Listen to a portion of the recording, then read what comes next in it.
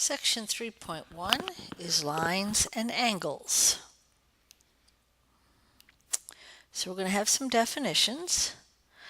Parallel lines. Parallel lines are coplanar in the same line, in the same plane, and they are lines that do not intersect.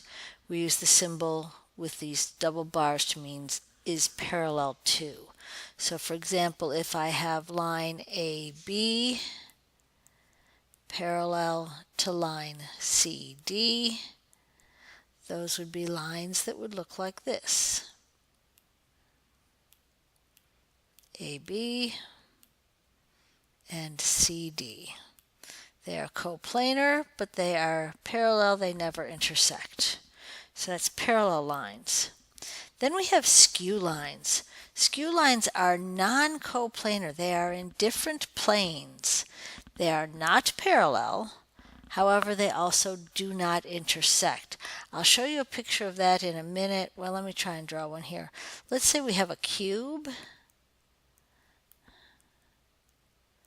Okay, so this is a cube, and so if I pick two lines that are not in the same plane, let's say this line here, and then maybe back here this line that goes up and down, those two lines are not in the same plane. One is across the top of the cube, the other is along the up and down on the back corner, but they never will intersect. However, they're not parallel because by definition parallel lines have to be in the same plane.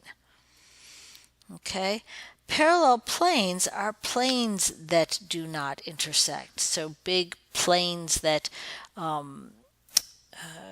that don't intersect. So for example, the top of the box and the bottom of the box would be parallel planes. Okay, let's see how we're going to look at this. So here's some segments that we've got a picture of. We didn't talk about perpendicular on the last screen, but this particular picture had perpendicular, so it's not bad to look at it. Segment AB is perpendicular to BF, so here's AB, here's BF, and they are perpendicular to each other. So these are the ones that we really want to look at.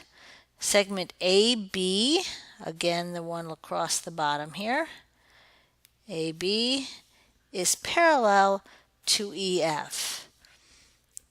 They're both in the plate ABEF or ABFE. They're both on that front face of the cube, and they are parallel to each other. Can you find another line that's parallel to AB? What other line would be parallel to AB? So if I look at the plane on the bottom of the cube, DC could be parallel. And actually, HG is parallel. There is another plane that has not been drawn that would look like this. Plane ABGH kind of goes diagonally through the middle of the cube, and in that plane, AB and HG are parallel. So there are several parallel pairs to AB in this drawing. The last thing that we want to look at is our skew lines, and as I said before, something like AE, and then pick a different plane that's on AEFB. Okay, maybe BC could be skew to it, FG could be skew, DC could be skew to AE. All of those are possible skew lines. So those are our three definitions that we're going to work with. And then we also have some other information. A transversal. This is an important word in geometry. This is a line that intersects two or more coplanar lines. They are all in the same plane, the transversal and the two lines, at distinct points. So I have two lines, line A and line B. And this line here, the red one, is the transversal. We'll call it line L. Okay, that's our transversal line, the red one, and it intersects two other coplanar lines. So what good does that do us? Well, we've got some more definitions, and then we'll go back and look at our drawing again.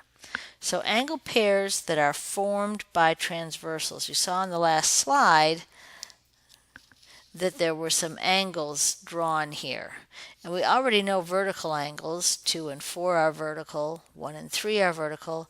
We're going to talk about some other pairs of angles that we can look at when we look at transversal lines. So let's write these down. Alternate interior angles. Alternate interior angles are non-adjacent interior angles that lie on opposite sides of the transversal.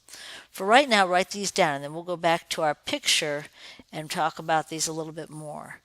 Alternate interior angles are non-adjacent interior angles that lie on opposite sides of the transversal. Next definition. Same side interior angles are interior angles that lie on the same side of the transversal. Again, pause and write this down. Corresponding angles lie on the same side of the transversal in corresponding positions. And alternate exterior angles are non-adjacent exterior angles that lie on opposite sides of the transversal. So pause the video till you get those all written down, and then keep those in front of you so that you can look at them as we go. All right, so here's our picture. So we're going to start with alternate interior angles. First of all, what do we mean by interior? So when we have our two lines and our transversal, the interior angles are the ones inside the two lines that I started with. So those 4 angles are my interior angles. Alternate interior angles are interior angles that are on opposite sides of the transversal. So alternate interior, and they have to be non-adjacent. So I can't pick 3 and 4 because they're adjacent. So my alternate interior angles are angle 3 and angle 6, interior, opposite sides of the transversal and not adjacent. So 3 and 6. And the other pair of alternate interior angles is angle 4 and angle 5. And these things always come in pairs. You're always going to see a pair of alternate interior angles. You can't have just one. They've got to be in pairs. All right, same side interior angles. Again, these are pairs of our interior angles, our 3, 4, 5, and 6. Okay, and they are ones that are on the same side of the transversal. So 4 and 6 are on the same side, and 3 and 5 are on the same side. Okay, now we're going to go to corresponding angles.